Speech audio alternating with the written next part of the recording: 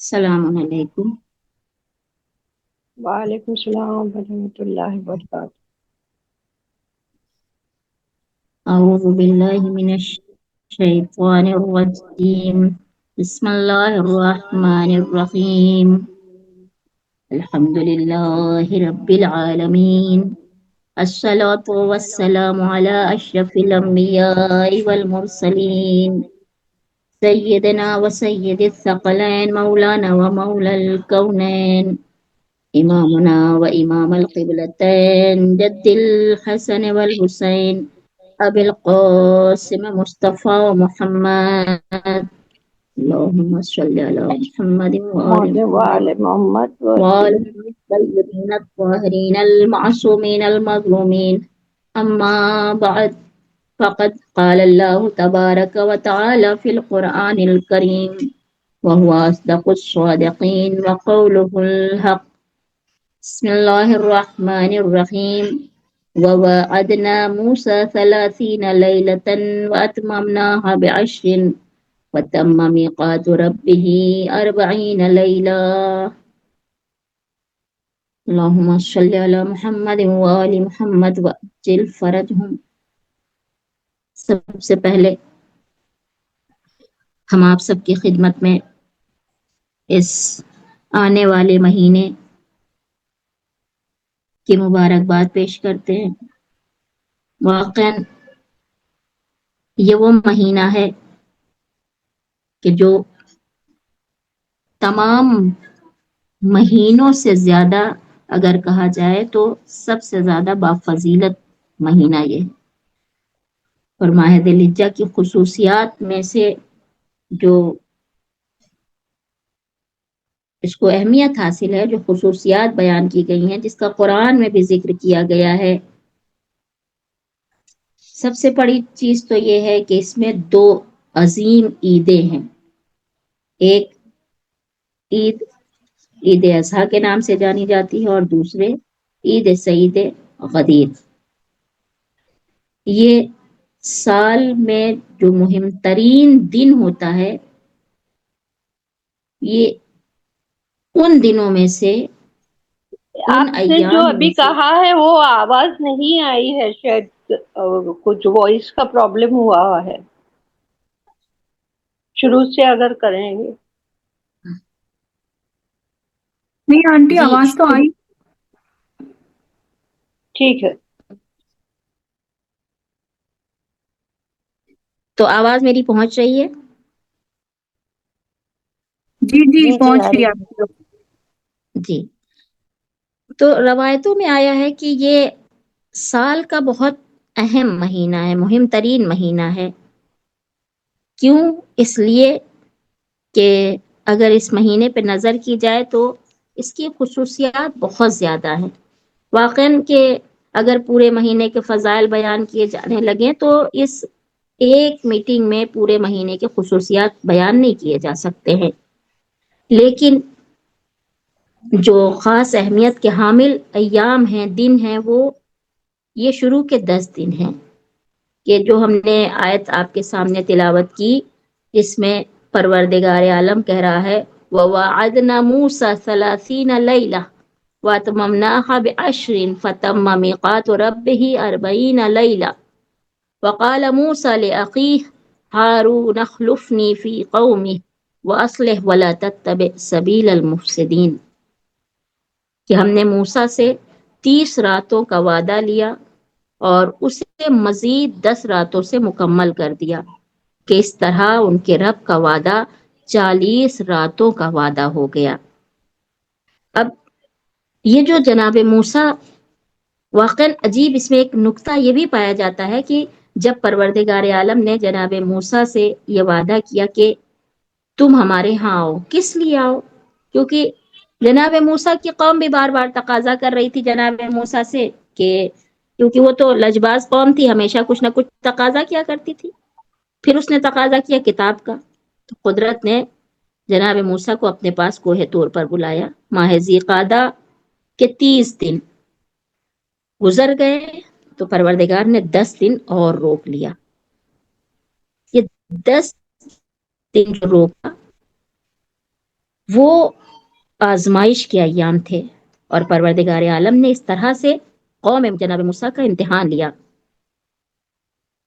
ان کے اصرار پر ہی پروردگار عالم نے جناب موسیٰ کو تو بلا لیا تھا، لیکن اس میں قوم کا بھی امتحان تھا. جناب موسیٰ کے لیے انہیں تو درجہ مل رہا تھا، انہیں تو کتاب مل رہی تھی، انہیں تو پروردگار عالم کی قربت مل رہی تھی، لیکن ادھر قوم کا امتحان لیا جا رہا تھا. پروردگار نے کیا کہا تھا، کیا جناب موسیٰ نے جاتے ہوا اپنے بھائی سے کہا، وقال موسیٰ لأخیہ ہارون اخلفنی فی قومی.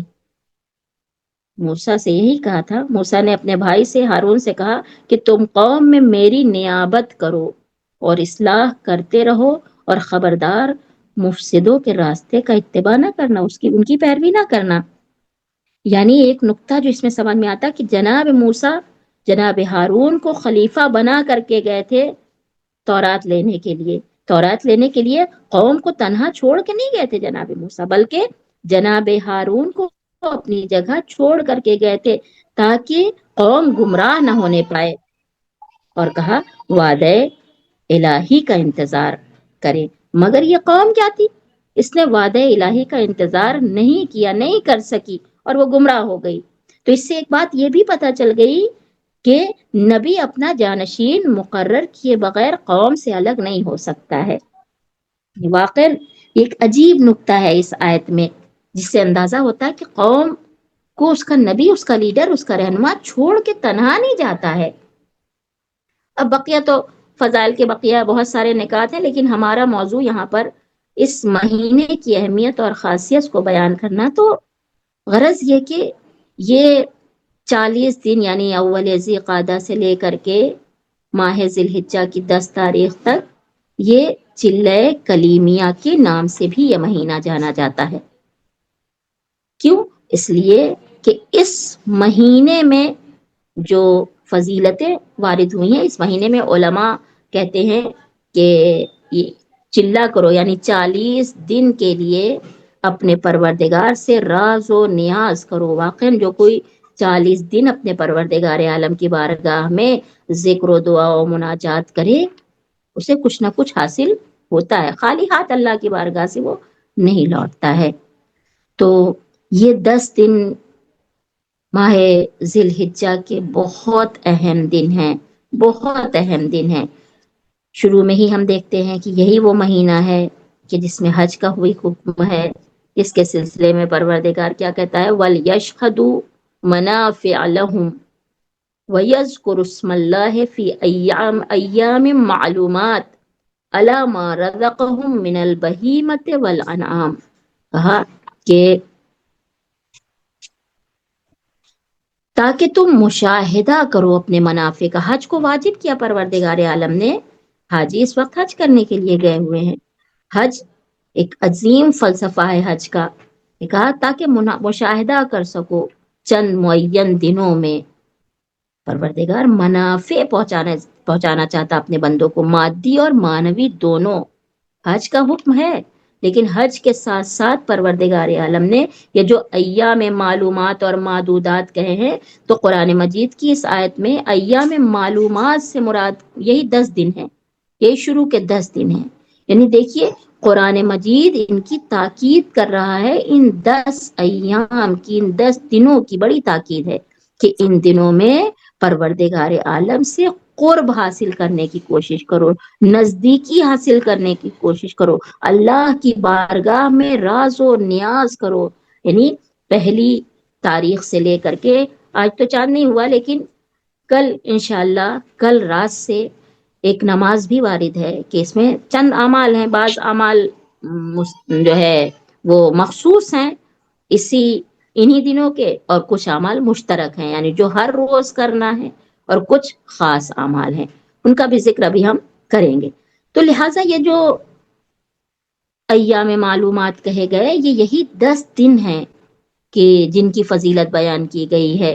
کہ قرآن نے کہا ہے وَوَاعَدْنَا مُوسَىٰ 30 لَيْلَةً وَأَتْمَمْنَاهَا بِعَشْرٍ فَتَمَّ مِيقَاتُ رَبِّهِ 40 لَيْلَةً. یعنی جب 40 راتیں ہو گئی تو گویا اتمام حجت ہو گئی، یعنی اب آپ کو، یعنی اے موسیٰ جہاں آپ کو پہنچنا تھا وہاں پہنچ گئے۔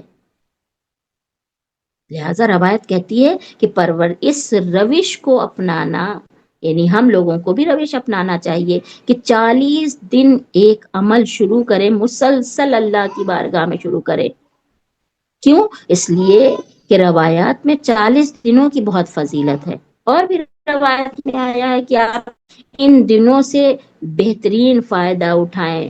پیغمبر کی ایک روایت ہے کہ کسی زمانے میں، یعنی کسی بھی دور میں عمل خیر اور عبادت اتنا محبوب نہیں، اتنا اللہ کو پسندیدہ نہیں جتنا ان 10 دنوں میں، یعنی جس قدر ممکن ہو سکے ان 10 دنوں میں عمل خیر بھی ہم انجام دیں اور عبادت بھی کریں۔ ان 10 دنوں میں زیادہ سے زیادہ عبادت کی طرف توجہ کریں، یعنی ہماری زبان بھی ذکر پروردگار میں، ہمارا دل دماغ بھی ذکر پروردگار میں، ہمارے اعضاء و جوارح اس بات کی طرف متوجہ رہیں کہ یہ 10 دن بہت اہم ہے ہمارے لیے۔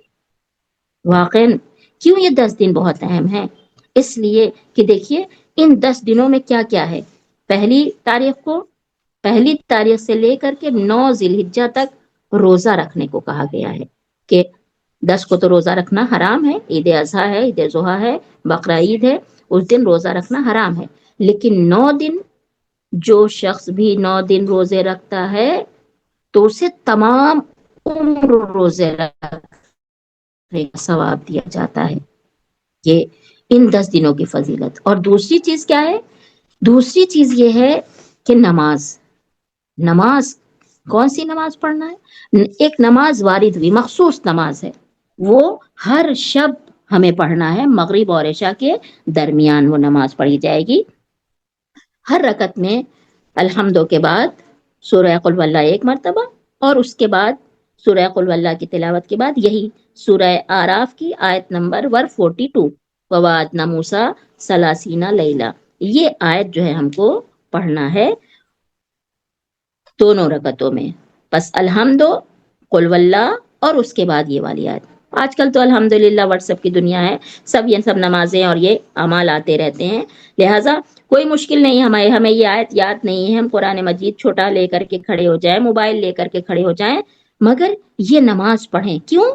اس لیے تاکہ انسان حاجیوں کے ثواب میں شریک ہو سکے۔ واقعا کیا کہنا ان لوگوں کا جو اس وقت حج پہ گئے ہوئے ہیں، خانہ خدا میں موجود ہیں، پہنچ چکے ہیں، حاجی اس وقت پہنچ چکے ہیں مکے میں، اور تلبیہ کہتے ہوئے واقعا کتنا لطف آ رہا ہوگا انہیں، لیکن ہم نہیں وہاں پہنچ سکے، ہم محروم رہ گئے ابھی۔ تو جب ہم نہیں پہنچ سکے، پروردگار کہہ رہا مایوس نہ ہو، ہم وہ ثواب دے سکتے ہیں اگر یہ ہم شب اول سے لے کر کے شب دہم تک کے، یعنی 9 ذی الحجہ تک کے اگر ہم یہ 10 دن نماز پڑھ لیں تو پروردگار عالم ہمیں حاجیوں کا ثواب عطا کرے گا، یعنی ہم ان کے حج میں گویا شریک ہیں۔ کتنا مہربان ہے ہمارا پروردگار، یعنی اس کی رحمت کے دروازے کھلے ہوئے ہیں، وہ دینا چاہ رہا ہے، بس ضرورت یہ ہے کہ ہم اللہ کی بارگاہ سے مانوس ہو جائیں، اس دنیا سے تھوڑی دیر کے لیے باہر آ جائیں۔ واقعا پروردگار جو لوگ حج پہ گئے، اللہ ان کے حج کو قبول کرے، اور ہم سب کو بھی توفیق دے کہ پروردگار کی عظمت کو دیکھ سکیں۔ کیوں؟ اس لیے کہ وہاں لوگ جاتے ہیں اللہ کی عظمت دیکھیں، صفا و مروہ کی پہاڑی، واقعا رمی جمرات، وہ میدان عرفات، یہ سب چیزیں پروردگار کی نشانیوں میں سے ہیں، لہٰذا پروردگار کی نشانیوں کا مشاہدہ کرے انسان، اور ان مشاہدات کے ذریعے سے اپنے پروردگار کو پانے کی کوشش کرے، اس تک پہنچنے کی کوشش کرے۔ جو بھی پروردگار کی بارگاہ میں حاجت مند ہو، وہ ان دنوں میں اللہ کے نزدیک ہونے کی کوشش کرے، اللہ کی بارگاہ میں قرآن کو، ذکر کو، دعا کو وسیلہ بنائے، تاکہ اس کے ذریعے سے ہماری دعائیں قبول ہو جائیں۔ قرآن کہتا ہے والفجر ولیال عشر، قسم ہے فجر کی اور 10 راتوں کی قسم۔ تفسیر میں مفسرین نے یہی کہا ہے کہ ان 10 راتوں سے مراد یہی ایام ہے، یہی 10 دن ہے، یہی 10 دن ماہ ذی الحجہ کے 10 دن ہیں، یعنی اتنے اہم ہیں کہ ان راتوں کی قسم پروردگار عالم کھا رہا ہے، لہذا اس میں غافل نہ ہونے پائے، پروردگار ہمارے اوپر غفلت طاری نہ ہو جائے، ہمیں توفیق دے اس مہینے میں کہ ہم تیرے نزدیکی، تیرے قریبی بندوں میں بھی شامل ہو جائیں۔ اس رنگین دنیا میں واقعاً جبکہ ہم دیکھ رہے ہیں ہمیں مشغول کرنے والی چیزیں نہ جانے کتنی چیزیں ہمیں اپنی طرف کھینچ رہی ہیں، ہر چیز دنیا کی رنگین چیز ہمیں اپنی طرف کھینچ رہی ہے، مال، اولاد، بچے، یہ سب چھوڑ کر کے آج جو ہمارے لیے ایک مصیبت بن چکا ہے موبائل کی دنیا ہے، واقعاً کہ ہر چیز سے انسان کٹ جاتا ہے، مگر موبائل ہمیں نہیں معلوم ہے یہ ہماری بات سننے والے لوگ کہاں سے سن رہے ہیں، کون لوگ ہیں، لیکن ہم اپنے اطراف میں جو دیکھ رہے ہیں آج ہمارے جوان وہ بس اس موبائل میں ریلز دیکھنے میں لگے ہوئے ہیں، کوئی انسٹاگرام فالو کر رہا ہے، کوئی نہیں معلوم اور کیا کیا چیزیں ہیں جو کہ ہم تو اس سے واقف نہیں ہیں، کیوں؟ اس لیے کہ ہم سمجھ بوجھ کر کے استعمال کر رہے ہیں، ہم صرف ضرورت بھر استعمال کر رہے ہیں۔ کاش ان 10 دنوں میں ہمیں اپنے پروردگار سے نزدیک ہو کر کے یہ مانگ سکے پالنے والے ہمیں صرف اس راستے میں مشغول رکھ جس میں تیری رضا ہو، جس میں تو راضی ہو، اس راستے کی طرف لگا دے۔ ایک دعا ہے، تبھی انشاءاللہ ہم وہاں تک پہنچیں گے کہ جس میں رضایت پروردگار طلب کی گئی ہے اس مہینے میں، کہ ہم پروردگار اس کی رضا طلب کریں، اس کی رضایت مانگے، پروردگار تو راضی ہو جا۔ واقعا جس سے اس کا پروردگار راضی ہو جائے تو اسے کسی چیز کی رضایت کی ضرورت نہیں ہے، کیونکہ جس کا پروردگار ہو گیا سب اس کا ہے۔ واقعا کاش ہم ان دنوں کی اہمیت کو سمجھ سکیں، لہذا چھٹے امام جعفر صادق علیہ السلام فرماتے ہیں کہ میرے والد امام محمد باقر علیہ السلام نے فرمایا کہ میرے بیٹے ہر شب مغرب و عشاء کے درمیان اس نماز کو پڑھو، اسے ترک نہ کرنا۔ دیکھیے، روزہ رکھنا ہے، نماز پڑھنا ہے، اور تیسری چیز ایک دعا نقل ہوئی ہے مفاتیح الجنان کے صفحہ نمبر 456 پر ہے کہ جو نماز صبح کے بعد اور مغرب سے پہلے پڑھنے کی تاکید کی گئی، وہ اس طرح سے کچھ شروع ہوتی ہے، تھوڑے سے جملے اس کے پڑھنا چاہیں گے ہم، کہ اس میں چھٹے امام نے کیا کہا ہے؟ اعوذ باللہ من الشیطان الرجیم، اللہم هذه الایام التي فضلتها علی الایام وشرفتها قد بلغتنیها بمنک ورحمتک فانزل علینا من برکاتک واوسع علینا فیہا من نعمائک۔ خدایا یہ وہ ایام ہیں کہ جن کو تو نے ایام پر فضیلت دی اور شرافتیں دی ہیں، جب تو نے اپنے احسان و کرم سے وہاں تک پہنچا دیا ہے تو ہم پر ان دنوں کی برکتوں کو نازل فرما اور اپنی نعمتوں کو وسیع کر دے، یعنی اور غفلت و بے نیازی اور سے ہمارے عمل خیر کے راستے کی ہدایت فرض ہے، یعنی کہیں ایسا نہ ہو کہ ہم غافل ہو جائیں، ہم کو غافل ہونے سے پروالے بچا لے۔ اور اسی طرح سے یہ دعا آگے بڑھتی رہتی ہے، اور آخر میں تقریباً جا کر کے ایک جگہ پر ذکر کیا گیا ہے کہ پروردگار ہمیں اپنی رضایت عطا کر دے۔ واقعا کیا عجیب جملات ہیں چھٹے امام نے کہا ہے، اس میں بہت ساری دعائیں کی گئی ہیں کہ پالنے والے محمد اور آل محمد پر رحمت نازل فرما، اور ہمارے کسی گناہ کو بغیر مغفرت کے نہ چھوڑنا، کسی رنج کو بغیر راحت کے نہ چھوڑنا، کوئی قرض نہ رہ جائے مگر یہ کہ ادا ہو جائے اور غائب حاضر ہو جائے، دنیا اور آخرت کی جو حاجت ہو وہ آسان اور سہل ہو جائے۔ واقعا پروردگار کی بارگاہ میں یہ دعا پڑھنا ہے تاکہ ہم وہ نعمتیں ہمارے شامل حال ہو جائیں، ان تک پہنچنے کے لیے ہمیں کوشش کرنا ہوگی۔ اور پھر ایک اور دعا نقل کی گئی ہے کہ جس میں امام باقر علیہ السلام فرماتے ہیں کہ خداوند عالم نے جناب جبریل کے ذریعے حضرت عیسیٰ کے لیے بطور ہدیہ وہ دعا بھیجی تھی، یہ بھی مفاتیح جنان کے صفحہ نمبر 457 پر موجود ہے۔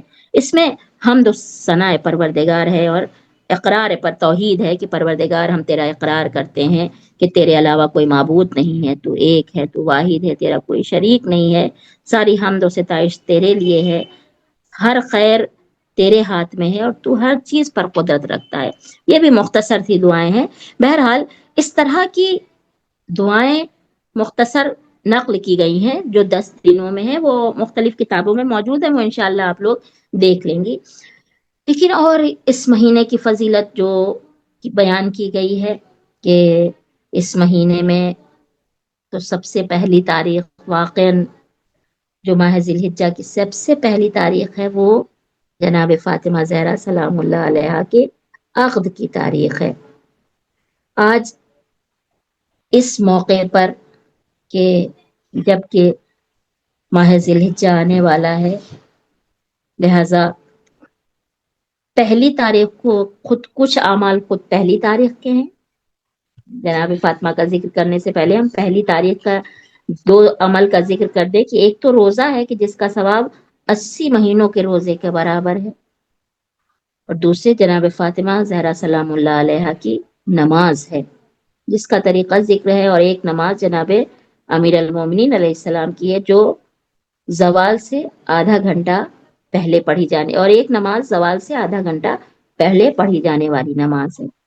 تو ہم یہ کہہ رہے تھے کہ اس پہلی تاریخ کو دیکھیے اعمال ہیں، اس کے علاوہ اس دن جناب ابراہیم کی ولادت ہوئی۔ کیا عجیب اتفاق ہے، دیکھیے جناب ابراہیم کی ولادت اسی دن ہوئی ہے، اور حاجی اسی مہینے میں حج کرنے کے لیے جاتے ہیں۔ کیا پروردگار کا انتظام ہے کہ اللہ نے جناب ابراہیم کے اخلاص، ان کے نیت کے نتیجے میں کیا اجر دیا، دنیا میں بھی دیا، آخرت میں بھی دیا انہیں۔ واقعاً کہ ایک نیک و صالح نبی جیسی اولاد پروردگار عالم نے عطا کیا، اور اتنی بہترین اور بامعرفت زوجہ جناب ہاجرہ کی شکل میں عطا کیا پروردگار عالم نے، اور دونوں حضرات کا جو عمل ہے کہ کس قدر اس عمل میں اخلاص تھا کہ آج حاجی جو حج کرنے کے لیے جاتے ہیں تو وہ ان دونوں کے عمل کو انجام دیتے ہیں۔ کتنا اخلاص تھا جناب ابراہیم کے عمل میں۔ جب جناب حاجرہ کا عمل سب سے پہلے دیکھیے کہ جب جناب ابراہیم آپ کو چھوڑ کر کے آئے وادی غیر ذی زر میں، یعنی جہاں کچھ نہیں تھا، اللہ کے حکم سے وہاں چھوڑ کر چلے آئے، اور جناب حاجرہ نے جو وہ صفا اور مروہ کے درمیان جو 7 چکر لگائے ہیں، اور ایک مخصوص جگہ پر جہاں پر جناب حاجرہ ذرا تیزی سے دوڑی تھی، وہاں پر مردوں کو حکم ہے کہ وہاں پر ہرولا کریں، یعنی ذرا تیز انداز میں چلنے کو حکم دیا گیا ہے۔ دیکھیے اللہ نے جناب حاجرہ کے اس عمل کو محفوظ کس طرح سے رکھا ہے کہ جب تک قیامت تک کے نسلیں آتی رہیں گی حج باقی رہے گا، جناب حاجرہ کا یہ عمل باقی رہے گا۔ جناب ابراہیم دوسری طرف پروردگار کی بارگاہ میں جو قربانی کے لیے چلے ہیں، وہ بھی دیکھ لیجئے کتنی عظیم قربانی کے لیے جا رہے ہیں، بیٹے کو اللہ کی راہ میں قربان کرنے کے لیے جاتے ہیں، اور یہ قربانی کے لیے جب جا رہے ہیں تو شیطان نے 3 مرتبہ بہکایا، اور وہ تینوں بار جو بہکانے کے لیے آیا ہے وہاں آپ رمی جمرات حاجی کرتے ہیں، حجاج کرتے ہیں، یہ کس چیز کی یاد دلاتا ہے؟ یہ اسی بات کی یاد دلاتا ہے ہمیں کہ شیطان سے اپنے آپ کو ہم بچائیں اور اپنے عمل میں اخلاص پیدا کریں۔ یہ قربانی ہمیں یاد دلاتی ہے کہ خدا کی راہ میں سب سے عظیم قربانی خواہشات کی قربانی ہے۔ سچ میں حقیقت یہی ہے کہ آج کے زمانے میں انسان اپنے نفس، اپنی خواہش، اپنے دلی تمنا، یعنی جو ایک دل کرتا ہے اس کو قربان کر دینا سخت بات ہے، لیکن یہی قربانی اگر کا جذبہ انسان کے اندر پیدا ہو جائے تو اس کی عزت بھی بڑھ جاتی ہے، اس کے عمل بھی اس کے عمل کا اجر بھی کئی گنا ہو جاتا ہے۔ قربانی یہ خلوص پہنچتا ہے۔ پروردگار کیا کہتا ہے؟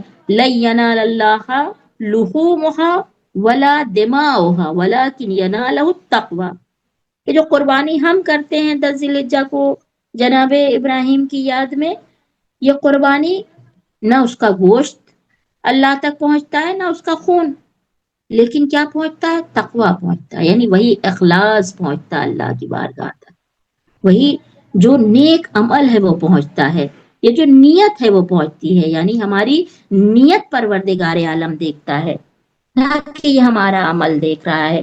یہ قربانی کی بات آ گئی تو یہاں پر یہ بھی بات ذکر کر دیں ہم کہ قربانی جو کی جاتی ہے، قربانی اس لیے کی جاتی ہے، قربانی کا گوشت غریبوں تک پہنچانا اصل ہدف ہے، لیکن ہمارے سماج اور معاشرے میں عجیب چلن چلتا چلا جا رہا ہے کہ قربانی کا گوشت انہی کے یہاں دیں گے جن کے یہاں سے آتا ہے۔ ارے جن کے یہاں قربانی ہوئی ہے ان کے یہاں تو ہوئی ہے، وہ غریب جو محتاج جو نہیں کھا سکتا ہے اس تک کوشش کریں ہم قربانی کا گوشت پہنچائیں، تاکہ اس کے گھر میں بھی خوشی ہو جائے، وہ بھی چند بوٹی گوشت کی کھا سکے۔ ورنہ کتنے غریب ایسے ہیں جو بیچارے سال بھر گوشت نہیں خرید پاتے ہیں، لیکن یہ قربانی کا گوشت ان تک پہنچے گا تو واقعاً پروردگار عالم یقیناً قبول کرے گا۔ قربانی کی بہت اہمیت ہے۔ خیر، اس سے زیادہ اس کی تفصیلی گفتگو نہ کریں، لیکن ایک اور اہم نقطہ کی جو دوسرا بھی ہماری اس میٹنگ کا حصہ ہے کہ جناب فاطمہ زہرا سلام اللہ علیہ اور جناب مولا کائنات امیر المومنین علیہ السلام کا عقد ہوا ہے 1 ذی الحجہ کو، مرج البحرین یلتقیان، واقعاً 2 دریا کا منسلک ہونا، ملنا، یہ جناب فاطمہ کا عقد۔ جناب فاطمہ کے بہت رشتے تھے، لیکن پیغمبر نے کیا کہا کہ فاطمہ کی شادی، فاطمہ کا عقد وہ سب اللہ کے ہاتھ میں ہے۔ اور جب مولا کائنات رشتہ لے کر کے آئے تو پیغمبر نے اپنی بیٹی سے پوچھا، سوال کیا کہ علی آئے ہیں، کیا راضی ہو؟ فاطمہ سے سوال کیا۔ جناب فاطمہ خاموش ہو گئی۔ کیا کہا؟ اللہ اکبر۔ ان کی خاموشی رضامندی کی علامت ہے۔ کئی نکتے یہاں پائے جاتے ہیں کہ ایک تو یہ کہ جب کوئی رشتہ ہے تو لڑکی سے بھی پوچھ لیا جائے۔ اب تو الحمدللہ دھیرے دھیرے یہ رسم ختم ہو گئی، اب تو خیر بہت ہی آگے زمانہ ترقی کر چکا ہے۔ تو امام جعفر صادق علیہ السلام نے کیا فرمایا کہ اگر اللہ نے علی کو خلق نہ کیا ہوتا تو قیامت تک فاطمہ کا کوئی کفو نہ ہوتا۔ ایک مرتبہ پیغمبر نے فرمایا، واللہ خدا علی کو مجھ سے زیادہ چاہتا ہے، تمام انبیاء کی نسل ان کے بیٹوں سے چلی مگر میری نسل میرے داماد سے چلی۔ دیکھیے کیا فضیلت ہے مولا کائنات کی کہ پیغمبر کہہ رہے ہیں کہ علی کو اللہ زیادہ چاہتا ہے، اللہ محبوب رکھتا ہے، یعنی خود پیغمبر کہہ رہے ہیں مجھ سے زیادہ علی سے محبت کرتا ہے۔ اور جب مولا کائنات رشتہ لے کر کے آئے ہیں جناب فاطمہ سے تو پیغمبر نے یہی پوچھا تھا نا کہ علی کیا ہے، شادی کے لیے کیا ہے، یعنی مہر کے لیے کیا ہے تمہارے پاس؟ تو کہا کہ میرے پاس ایک شمشیر ہے جس سے جہاد کرنے کے لیے جاتا ہوں، ایک اونٹ ہے اور ایک زرہ۔ پیغمبر نے فرمایا کہ یہ تلوار، یہ شمشیر تمہارے لیے ضروری ہے کہ اس سے جہاد کرو گے۔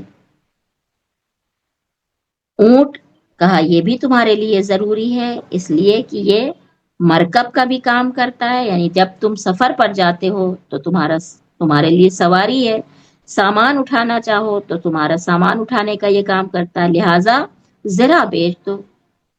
وہی جو زرہ بیچی مولا کائنات نے، وہی جناب فاطمہ کا مہر قرار پایا تھا، اور جو وہ مہر قرار پایا وہی مہر کا پیسہ پیغمبر نے سلمان کو دیا کہ جاؤ اس سے فاطمہ کے لیے جہیز لے آؤ. یعنی سب دیکھیے تاریخ میں ہمارے سامنے موجود ہے کہ ہمارے اسلام نے کیا کہا ہے. یہ آج ہمارے سماج میں جو مشکلات پیش آ رہی ہیں، جو لوگ پریشان حال ہیں، کتنی شادیاں ہیں جو رکی ہوئی ہیں، وہ کس وجہ سے رکی ہوئی ہیں؟ اس لیے کہ جہیز کی ڈیمانڈ بڑھتی جا رہی ہے. جناب فاطمہ کا جو مہر علی علیہ السلام نے دیا تھا اس سے جہیز خریدا گیا تھا. اس کو کوئی نہیں یاد رکھتا ہے کہ جناب فاطمہ کے مہر کے پیسے سے ہی، یعنی مولا کائنات کے پیسے سے خریدا گیا تھا، نہ کہ رسول اسلام کے پیسے سے خریدا گیا تھا جہیز. لیکن سب ہم لوگوں نے بھلا دیا. آج جو ہو رہا ہے وہ دین کا جز نہیں ہے، بلکہ دین وہ ایک نیا دین ہے، گویا ہم نے بنا لیا، وہ ہماری شریعت اب چلنے لگی ہے. جبکہ شادی بیاہ کا سلسلہ پیغمبر نے بہت آسان بنایا ہے.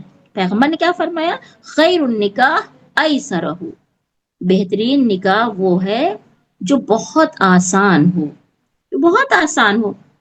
اور پھر معیار بتا دیا، باقاعدہ معیار بتایا کہ شادی کے لیے معیار یہ ہے کہ اخلاق اور ایمان دیکھو. بس دو معیار بتائے. اگر کوئی تمہاری بیٹی کا رشتہ لے کر کے آئے، تم اس کے دین و ایمان اور اخلاق سے مطمئن ہو تو اسے اپنی بیٹی دے دو، ورنہ زمین پر فساد ہوگا. معیار کیا بتایا؟ اخلاق، ایمان، دین. یعنی دین معیار ہونا چاہیے، دینداری معیار ہونا چاہیے. لیکن آج رشتہ دیکھنے کے لیے جب آتے ہیں، جب جاتے ہیں تو ایک دوسرے سے کیا دیکھتے ہیں؟ کتنا پیسہ ہے، کتنا مال ہے، صاحب حیثیت ہے کہ نہیں. یعنی ہر انسان دوسرے انسان کو، لڑکی والا لڑکے والے کو، لڑکے والا لڑکی والے کو پیسوں میں تولنا چاہتا ہے. کیا یہ مال و دولت معیار ہونا چاہیے؟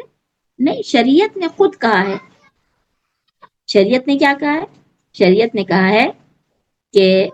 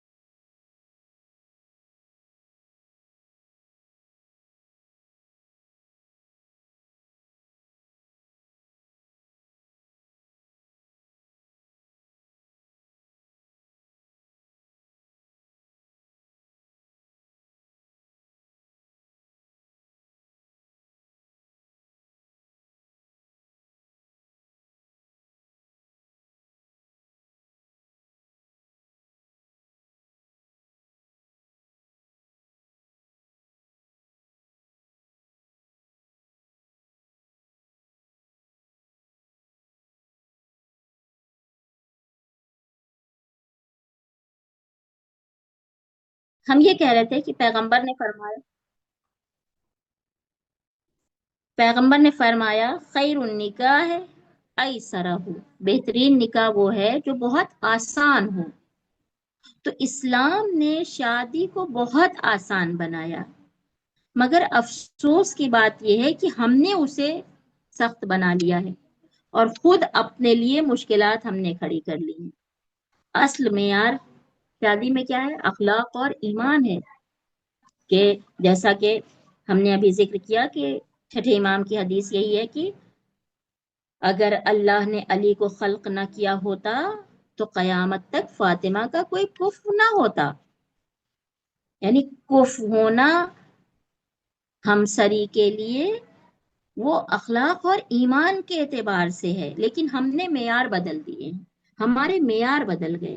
ہم نے کہا کہ نہیں، ہمارا معیار پیسہ ہے، اگر لڑکا پیسے والا ہے لڑکی پیسے والی ہی ہونا چاہیے، لڑکا خوبصورت لڑکی بھی خوبصورت ہونا چاہیے، لڑکا ڈاکٹر ہے لڑکی بھی ڈاکٹر ہونا چاہیے، لڑکا انجینئر لڑکی بھی انجینئر ہونا چاہیے، مثال کے طور پر۔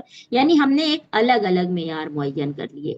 اب وہ جو معیار معین کر لیے تو وہ دین اور اسلام، وہ جو ہمارا ماحول ہونا چاہیے تھا، وہ بدلتا چلا گیا۔ ہمیں پلٹ کر کے آنا ہوگا اسی راستے پر جو راستہ ہمارے پیغمبر نے ہمیں بتایا تھا، اسی کو اپنانا ہوگا، اسی روش کو اپنانا ہوگا کہ اخلاق اور ایمان یہی دو معیار ہمارے لیے ہیں، کہ جس کے اگر انہی دو معیار کو ہم اپنی زندگی کے لیے آئیڈیل بنا لیں، نمونہ بنا لیں، اس کے معیار پر رشتے تلاش کرنے لگیں اور اس معیار پر شادیاں کریں تو یقیناً وہ شادیاں کامیاب ہوں گی۔ آج جو ہمارے یہاں ایک عجیب بدلاؤ آتا چلا جا رہا ہے، یہ سب کیوں ہے؟ کیوں آپس میں دوریاں ہوتی چلی جا رہی ہیں؟ کیوں شادی کامیاب نہیں ہو رہی ہے؟ کیونکہ ہم نے دنیا کو ترجیح دے دی ہے۔ اگر محبت ہوگی، اگر اخلاق ہوگا، اگر ایمان ہوگا تو ترجیح کس بات کی ہوگی؟ اب وہ درگزر پہ ترجیح دی جائے گی، ایک دوسرے کو معاف کر دیا جائے گا، اس بات کا خیال رکھا جائے گا کہ ہم دو اکٹھا ہوئے ہیں تو یہ زندگی جڑی رہیں، یہ بکھرنے نہ پائیں۔ کیونکہ جب ایک مرد شادی کرتا ہے تو وہ ذمہ دار ہو جاتا ہے ایک عورت کا، وہ جیسے وہ امانت دار ہو جاتا ہے۔ اب ان دونوں کو شادی کے بندھن میں بندھنے کے بعد اپنی زندگی کو بچانا ہے، اس زندگی کو۔ لیکن واقعاً اللہ ہی بس رحم کرے آج کے زمانے میں کہ زندگیاں ہماری محفوظ رہیں اور اللہ ہم سب کو دین و شریعت کا پابند بنا دے۔ خیر، آہستہ آہستہ ہمارا ٹائم ختم ہو رہا ہے، 40 منٹ ہمارے تقریباً ہونے والے ہیں، لہٰذا جلدی جلدی بس ہم چند باتیں اور ذکر کریں گے کہ جو اس مہینے کے سلسلے میں ہم ذکر کرتے ابھی تک چلے آ رہے تھے کہ یہ 10 دن واقعاً بہت اہم دن ہیں۔ ان 10 دنوں کا ہمیں پاس و لحاظ کرنا چاہیے، ان 10 دنوں میں ہمیں اللہ سے نزدیک ہونا ہے۔ یہ وہ مہینہ ہے کہ جس میں جو بہترین جو ایام چل آئیں گے، یہ بہترین ایام ہوں گے سال کے۔ پھر اس میں جو 9واں دن آتا ہے ماہ ذی الحجہ کا، وہ 9 تاریخ واقعاً بہت اہم تاریخ ہے، 9 ذی الحجہ، کہ وہ دن ہے جس دن اگر کوئی بخشا نہیں گیا تو وہ بخشا نہیں جائے گا۔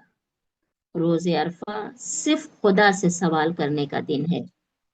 جو لوگ مکہ نہیں پہنچ سکے وہ کوشش کرتے ہیں کہ خود کو حرم امام حسین علیہ السلام تک پہنچائیں۔ واقعاً خوش نصیب ہیں وہ لوگ جو حج کرنے گئے، اور وہ بھی خوش نصیب ہیں جو جنہوں نے اپنے آپ کو کربلا معلیٰ پہنچا دیا۔ ہم جیسے بد نصیب تو نہیں پہنچ پائے، لیکن انشاءاللہ 9 ذی الحجہ کو ہم اپنے گھروں میں رہ کر کے یا ہمارے یہاں جہاں بھی دعا ہو رہی ہوگی، مناجات ہو رہی ہوگی، وہاں ہم دعا کے پروگرام میں شرکت کر کے کوشش کریں گے کہ ہم بھی اس ثواب کو حاصل کر سکیں جو پروردگار عالم میدان عرفات میں بیٹھ کر دعا کرنے والوں کو عطا کرتا ہے۔ لہٰذا روز عرفہ کی بہت اہمیت ہے کہ اس دن پروردگار عالم جو کی بخشش کا دروازہ کھلا ہوتا ہے۔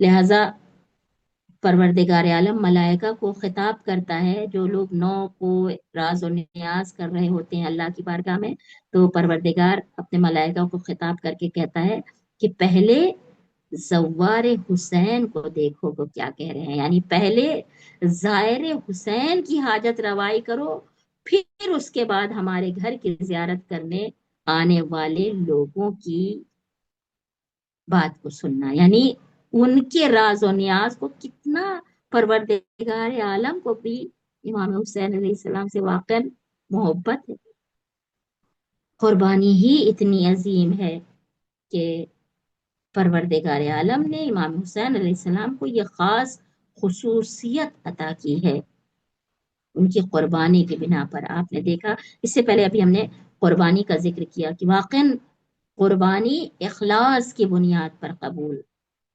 قربانی امام حسین علیہ السلام نے بھی جو قربانی دی ہے، اب چند دنوں میں ماہ محرم بھی آنے ہی والا ہے، ابھی تو ہم بس ماہ ان ایام میں بھی پروردگار کی بارگاہ میں دعا کرتے رہیں، ان 10 دنوں میں پروردگار کی بارگاہ میں دعا کرتے رہیں کہ پالنے والے آنے والے محرم میں ہمیں اس طرح سے داخل کر کہ جس طرح سے تو چاہتا ہے کہ ہم امام حسین علیہ السلام کی عزاداری برپا کریں، اس طرح سے ہم حق عزاداری ادا کر سکیں۔ ابھی تو انشاءاللہ عزاداری کے موضوع کی ایک الگ ہی گفتگو ہے، لیکن یہاں بس اتنا کہ امام حسین علیہ السلام کی زیارت کا نام آ گیا تو سچ میں دل تڑپ اٹھا کہ پالنے والے ہم سب کو بھی زیارت امام حسین علیہ السلام کا شرف عطا فرما، جو جا چکے ہیں انہیں بار بار توفیق دے، جو نہیں گئے ہیں ان کو اپنی زیارت نصیب فرما۔ لہذا اس مہینے کی بہت فضیلتیں ہیں، اس مہینے میں اللہ کے حکم کے سامنے مکمل اطاعت، صبر، قربانی، یہ تمام چیزیں ہمارے سامنے مجسم دکھائی دیتی ہیں، ہمیں مجسم ان کا مجسمہ گویا نظر آتا ہے کہ یہ مہینہ مکمل اطاعت کا مہینہ ہے، صبر کا مہینہ ہے، قربانی کا مہینہ ہے، لہٰذا ہمیں بھی اس مہینے میں اللہ کی اطاعت کا شوق اپنے اندر پیدا کرنا چاہیے، اللہ سے مدد طلب کرنا چاہیے، اس سے توفیق طلب کرنا چاہیے کہ پالنے والے تو میری مدد کر، تو ہمیں توفیق عطا فرما کہ ہم ان دنوں میں جو تیرے خاص دن ہیں، جنہیں تو پسند کرتا ہے، جس کی تو قسم کھاتا ہے قرآن میں، جسے تو ایام معلومات کہتا ہے، پالنے والے ہمیں ان ایام میں اپنے نفس کو پاکیزہ بنانے کی توفیق عطا کرتے۔ حقیقت یہی ہے، جو سب سے اہم چیز ہے وہ نفس کی پاکیزگی ہے۔ ہم سب جسم کی پاکیزگی کا خیال کرتے ہیں، پالنے والے تو ہماری روح کو بھی اسی طرح سے پاک و پاکیزہ بنا دے، جس طرح ہم اپنے جسم کا خیال رکھتے ہیں، اسی طرح ہمیں توفیق عطا کر کہ ہم اپنے روح کو بھی صاف ستھرا، پاک و پاکیزہ بنا کر کے تیرے نزدیک ہو سکیں۔ واقعاً اس اطاعت تک پہنچنے کے لیے صبر درکار ہے۔ کیوں؟ اس لیے کہ جب تک ہم گناہوں سے دوری کر کے اپنے آپ کو بچائیں گے نہیں، تب تک ہم اللہ کی واقعی اطاعت کیسے کر سکتے ہیں؟ ہماری نماز بھی تو اتنی ایسی نماز نہیں ہوتی ہے کہ جس کو واقعی نماز کہا جا سکے۔ واقعی ہماری نماز تو بس پروردگار قبول کر لے۔ ہم کون سی اپنی عبادت پر فخر کریں، ہم کون سی اپنی عبادت کو کہیں کہ بہت اچھی ہے؟ ہم نہیں کہہ سکتے ہیں اپنی کسی عبادت کو، مگر یہ کہ میرا پروردگار رحم کرے، مگر یہ کہ ہمارا پروردگار ہمارے حال پر رحم کرے۔ لہذا ہم اللہ کی بارگاہ میں اس انداز سے وارد ہوں کہ پالنے والے ہمارے نفس کو پاکیزہ بناتے ہیں۔ نفس کی پاکیزگی کے لیے جو سب سے اہم چیز ہے وہ کیا ہے؟ گناہوں سے اپنے آپ کو بچانا ہے، اپنے گناہوں کو دھونا ہے، اس گناہوں کی کثافت کو دور کرنا ہے اپنے آپ سے، اور عبادت الہی میں مصروف کر لینا ہے۔ کیوں؟ اس لیے کہ عبادت انسان کے دل کو نرم کر دیتی ہے۔ اللہ سے جو انسان کا تعلق اور رابطہ ہوتا ہے اس میں اضافہ کر دیتی ہے۔ لہٰذا ہم نے دیکھا کہ ان 10 دنوں میں کس چیز کی فضیلت ہے؟ نماز کی فضیلت ہے، ذکر الہی کی فضیلت ہے، قرآن کی تلاوت کی فضیلت ہے، روزے کی فضیلت ہے، اور یہ وہ تمام چیزیں ہیں جو ہمیں سکون دیتی ہیں، جو ہمارے ایمان میں اضافے کا سبب بنتی ہیں۔ واقعاً ان 10 دنوں میں کاش ہم اپنے نفس کو بچا سکیں، کاش ہم اپنے کو نزدیک کر سکیں۔ 9 ذی الحجہ بہت اہم دن ہے کہ جس میں سفیر امام حسین علیہ السلام کی شہادت کا بھی دن ہے۔ وہ امام حسین علیہ السلام کے سفیر جنہیں مسلم ابن عقیل کہا جاتا ہے، جناب مسلم کو اپنا نمائندہ بنا کر کے امام حسین علیہ السلام نے بھیجا تھا، جن کو مقدمہ کربلا کہا جاتا ہے۔ کربلا کی شروعات کہاں سے ہوتی ہے؟ جناب مسلم کی شہادت سے ہوتی ہے۔ لہذا ان معصوم ہستیوں کے واسطے سے ہم پروردگار کی بارگاہ میں یہی دعا کریں گے کہ پالنے والے ہم سب کو توفیق دے دے کہ ان ایام کی برکتوں سے فائدہ اٹھا سکیں، زیادہ سے زیادہ ہم اطاعت کر سکیں، عبادت کر سکیں، قرآن کی تلاوت کر سکیں، نماز خضوع اور خضوع کے ساتھ ادا کر سکیں، اور پالنے والے تو ہمیں اس مہینے میں بخش دینا، کیونکہ اگر کوئی روزے عرفہ نہیں بخشا گیا تو پھر وہ نہیں بخشا جائے گا، پھر وہ آئندہ ماہ رمضان کا انتظار کرے، یا تو ماہ رمضان میں بخشا جائے گا، یا جو ماہ رمضان میں نہیں بخشا گیا تو پھر اس کے لیے ایک یہ دن 9 ذی الحجہ کا بچتا ہے، اور دیگر مناسبات ہیں، لیکن بس آپ کی زحمت تمام کریں گے کہ یہ ایام جو بہت مہم ہیں، بہت خاص ہیں، پالنے والے ان ایام کی ہمیں قدر کرنے کی توفیق دے، ان کی برکتوں سے فائدہ اٹھانے کی توفیق دے، جو ہم میں کمی اور کاستی ہے اسے مکمل بنا دے، پالنے والے حاضرین کی تمام جائز حاجتوں کو پورا کر دے، جو مشکلات ہیں انہیں برطرف کر دے، جو مقروض ہیں ان کے قرضوں کو ادا کر دے، پالنے والے جو بے روزگار ہیں انہیں حلال و پاکیزہ رزق عطا فرما، پالنے والے جو بے اولاد ہیں انہیں نیک و صالح اولاد عنایت فرما، پالنے والے جو اولاد جیسی نعمت سے محروم ہیں انہیں نیک و صالح اولاد دے دے، اور جنہیں اولاد نرینہ عطا کیا ہے پروردگار انہیں ہم سب کو اپنے بچوں کی بہترین تربیت کرنے کی توفیق عطا فرما، امام زمانہ کو ہم سب سے راضی اور خوشنود فرما، ان کے ظہور میں جلد از جلد تعجیل فرما، ان کے ظہور کے ذریعے ہماری آنکھوں کو ٹھنڈک عطا فرما، ہمارے اعمال سے ہمارے مولا اور آقا کو راضی اور خوشنود فرما، پالنے والے جلد از جلد ہمارے مولا اور آقا کو بھیج دے، ربنا تقبل منا انک انت السمیع العلیم۔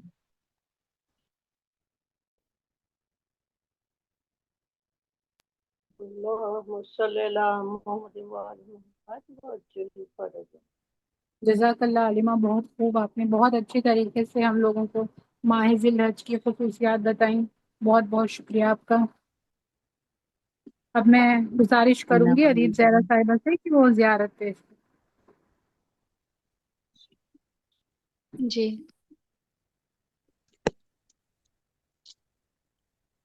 زیارت پڑھتی ہوں دور سے حضرت رسول خدا صلی اللہ علیہ وآلہ وسلم کی دل سے نزدیک، اپنی طرف سے، اپنے والدین کی طرف سے، کل مومن و مومنات کی طرف سے، اور تمام مرد مومنین کی طرف سے، قربتاً اللہ۔ بسم اللہ الرحمن الرحیم۔ السلام علیکہ یا رسول اللہ ورحمۃ اللہ وبرکاتہ، السلام علیکہ یا محمد ابن عبداللہ، السلام علیکہ یا خیرت اللہ، السلام علیکہ یا حبیب اللہ، السلام علیکہ یا صفوت اللہ، السلام علیکہ یا امین اللہ، اشہد انکا رسول اللہ و اشہد انکا محمد ابن عبداللہ و اشہد انکا قد نصحت لامتکا و جاہدت فی سبیل ربکا وعبدتہ حتی اتاک الیقین، فجزاک اللہ یا رسول اللہ افضل ما جزا نبیا عن أمته اللهم صل على محمد وعلى محمد كأفضل ما صليت على إبراهيم وعلى إبراهيم إنك حميد مجيد. زيارة امام حسین علیہ السلام. بسم اللہ الرحمن الرحیم. السلام علیکہ یا ابا عبداللہ، السلام علیکہ یا ابن رسول اللہ، السلام علیکہ یا ابن امیر المومنین و ابن سید الوسیئین، السلام علیکہ یا ابن فاطمۃ الزہراء سیدۃ نساء العالمین، السلام علیکہ وعلی جدک و ابیکہ، السلام علیکہ وعلی امکہ و اخیکہ، السلام علیکہ وعلی تسعۃ المعصومین من ذریتک و بنیکہ، السلام علیکم یا سادتی جمیعا ورحمۃ اللہ وبرکاتہ. زیارت امام رضا علیہ السلام.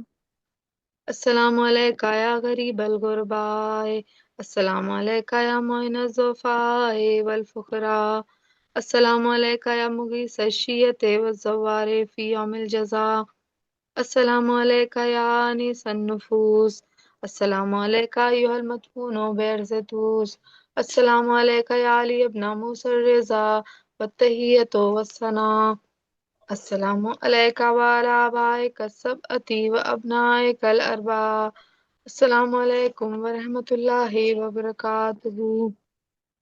زیارت امام زمانہ علیہ السلام. السلام علیکہ یا صاحب العصر والزمان، الامان الامان الامان من فتنة الزمان، السلام علیکہ یا خلیفۃ الرحمن، السلام علیکہ یا امام الانس والجان، السلام علیکہ یا مظہر الایمان، السلام علیکہ یا شریک القرآن، السلام علیکہ یا خاطع البرہان، السلام علیکہ یا امام زماننا ھذا عجل اللہ فرجک وسہل اللہ مخرجک وظہورک انشاءاللہ، السلام علیکہ ورحمۃ اللہ وبرکاتہ. اللہم صل علی محمد وعلی محمد وعجل فرجہم.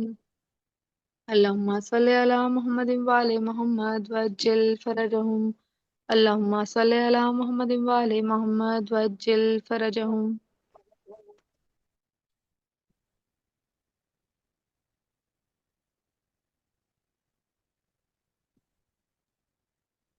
جزاک اللہ. اب میں گزارش کروں گی تبسم زہرا صاحبہ سے کہ یہ دعائے فرش کرا دیں. جی بسم اللہ الرحمن الرحیم.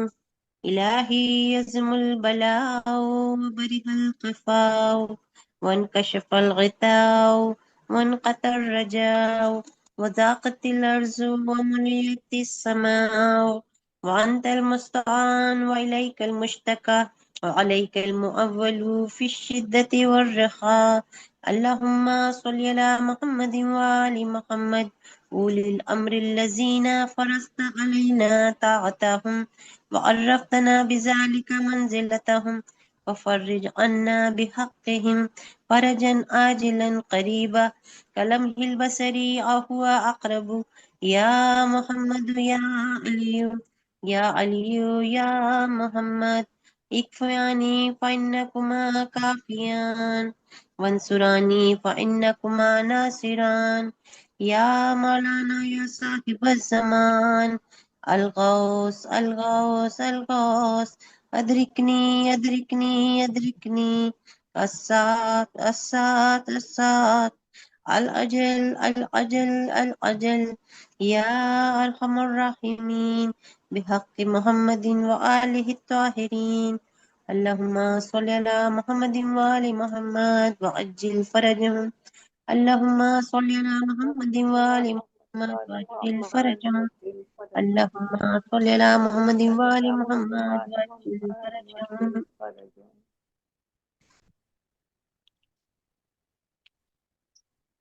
فاتحہ پڑھ لیں کل مرحومین کے لیے. بسم اللہ الرحمن الرحیم. الحمد للہ رب العالمین الرحمن الرحیم مالک یوم الدین ایاک نعبد و ایاک نستعین اہدنا الصراط المستقیم صراط الذین انعمت علیہم غیر المغضوب علیہم ولا الضالین. بسم اللہ الرحمن الرحیم.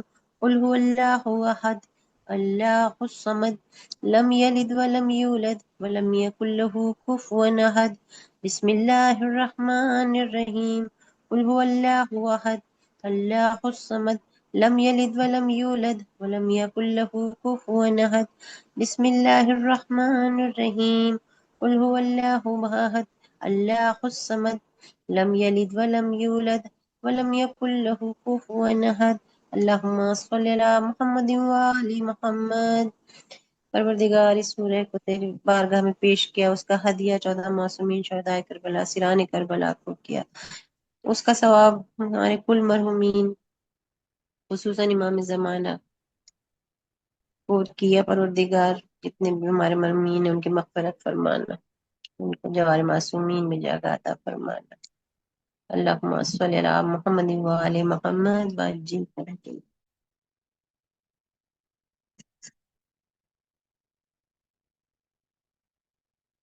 شکریہ، جزاک اللہ۔